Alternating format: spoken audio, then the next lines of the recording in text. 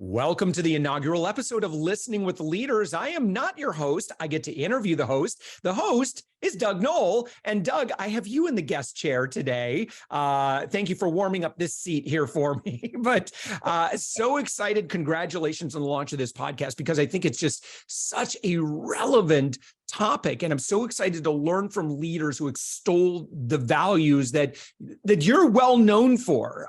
So I think the best way to kind of talk about who you are and your impact in the world, just real briefly, who are you and what do you do, Doug, in the world? I am a lawyer turned peacemaker. I had started my career as a civil trial lawyer in California and for 22 years, and then through a series of circumstances, ended up in mid-career going back to school and earning my master's degree in peacemaking and conflict studies. I left $10 million on the table, walked away from a law practice with 1 week's notice to my partners, and became a peacemaker. And over the years, I developed a very powerful skill for de-escalating angry people based on some brain scanning studies out of Matthew Lieberman's laboratory at UCLA. And that led me to becoming a co-founder with my colleague Laurel Coffer of the Prison of Peace Project in 2010, where we train lifers and long-termers in maximum security prisons how to become peacemakers, mediators to stop prison violence. I've written 4 books, and the last was an Amazon bestseller called De-escalate, How to Calm an Angry Person in 90 Seconds or Less. And today I spend my time working with executives and business people and professionals, teaching them how to listen in a very deep and profound way that builds instant trust, loyalty, and intimacy in any kind of relationship, whether it's a business relationship or a personal relationship. And what great timing for this show, because I think a lot of us may be looking at popular culture and maybe current events might say, and also, when we get in our social media bubbles, just so culturally, I feel like there's a awareness that this isn't working. And I think great leaders who really, they have a moral obligation as well as a fiduciary responsibility to have great culture within their organizations are taking this topic pretty seriously, which is why you're in high demand, right. Because you do great work in the workplace. But can you maybe talk a little bit more about some observations that you've seen culturally today on this topic? Well, I think since at least the mid-1990s, we've had an unfortunate circumstance where politicians have learned that they can rile up a base by getting them mad about all kinds of things. And so politicians are using anger and divisiveness, which is the opposite of listening, to get people to open up their pocketbooks and hopefully go to the ballot box and vote. And there's been some success at this, but the problem is that you can only drive people for anger for so long they become exhausted and worn out. Yeah. And then, of course, it gets into our culture, as you pointed out, and now people can't even sit around the dinner table and have a civil conversation with each other because they're not listening to each other. And what I've learned is that as I facilitate difficult conversations for people, what I learned is that when people start to listen to each other, they find out they have far more in common than they have that are different. In fact, people who think they're completely opposite politically turn out to have exactly the same values. And they're shocked at that because they haven't taken the time to listen. And so people ask me, who do you vote for? And I say, well, I vote for the leader who leads me to the light. I will not vote for a person who's leading me into darkness. And if they want to lie and be angry, that's fine. They're just not getting my vote or my support. And I encourage other people to do exactly the same thing. And that's how we'll change our culture. Yeah. Doug, this podcast, I think, is just so relevant. It's almost like I look at this is almost like a little bit of an antidote pill for, if you're exposed to current events and popular media and social media. For leaders, this podcast, again, is the antidote because you're going to be having very relevant conversations with leaders who believe in this. That's my intention. And what I hope is that the people that I have on my show are leaders who really believe in the power of listening. I mean, all the studies show that one of the most important attributes of leadership is knowing how to listen and not talk.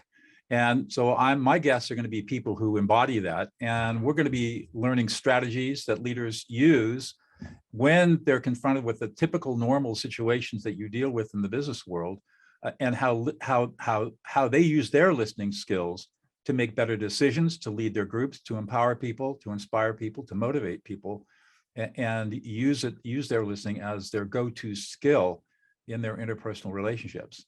And we'll also talk about how they use listening skills at home, because so many people work so hard to be successful, they don't know how to listen. They go home and their home life is awful. And so we're going to be talking to people who really have learned how to solve that problem. And I'll be talking a lot about the skills that I teach too. And so we'll be having some really interesting conversations, sharing ideas back and forth.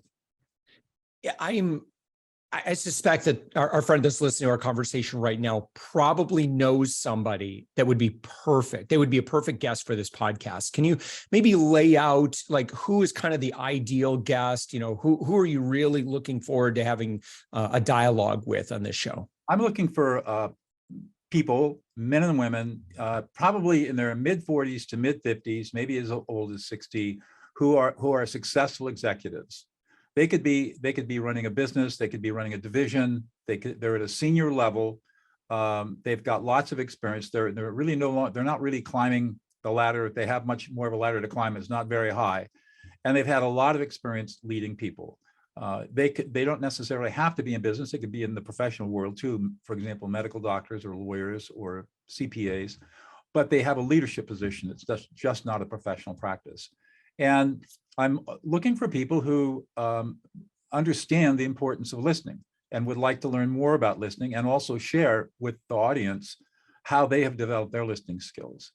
And I'm looking for people also, interestingly, who are very successful in their business careers, but maybe are struggling a little bit with their home life. They've got no energy left.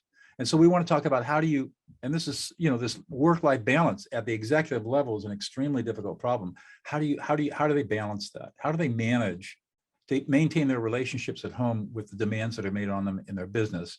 And how can listening help them manage that work-life balance? How do they manage to create an authentic presence with their family when their bandwidth is so limited?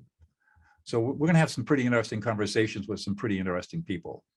Yeah. So to our friend that's listening, you probably know somebody who really deserves to be celebrated or to engage in conversation that we can make an impact in the world together. And to do that, Doug, they would just simply go to your website, and that's DougNoll.com. Noll is NOLL.com. And then you'd click on the link that says podcast, and there should be a link that says, nominate, apply, your guest, and you can click on that and they can get that scheduled. Yep. So, and also that's to our friend that's looking again for that antidote. That's also where you would link where you can subscribe and make sure that again, you've got this regular dose of helping us to be the leaders that we deserve to be, that our people deserve, they deserve for us to be, our audiences, our teams, our clients, they deserve people in leadership who are willing to seriously hear them and listen to them. And our families too. Yeah, right. They certainly deserve it. They absolutely deserve it. Doug, just real quick here and kind of closing, for someone that's listening, you're like, well, wait a minute, what does Doug do? Tell me more about like what engagement looks like for you. And again, you could find this, I suspect, at DougNoll.com. But anyone who's listening that's saying, man, all I know is that we could use some help. Around the boardroom table, let's set aside maybe my living room table or my kitchen table. But how do you help folks? So I do a number of different things. I am a professional mediator. So oftentimes I'm called in to mediate as a peacemaker conflict between people, especially in business contexts. I also facilitate difficult conversations between people that they've been avoiding for years and need to have because a relationship has gotten very tense. And I coach one-on-one at a high end executives who want to develop a set of deep listening skills that allows them to transform their own life and the lives of the people around them, including their business colleagues, their teams, and of course, their families. And so, and then of course I still am active with Prison of Peace, building out our curriculum and training in prisons, teaching murderers how to be peacemakers, which is pretty cool work. Wow. Well, Doug, congratulations. Episode 1 or 0, or however we decide to number it, is in the can. And now to our friend that's listening, hit that subscribe button, because the best part is about to come. And that, again, is where we can really sit down and dialogue about how we all can become better listeners, and not just ourselves, but how we can inspire great listening within our communities, within our families, within our workplaces, within our cultures that we participate in. So, Doug, congratulations.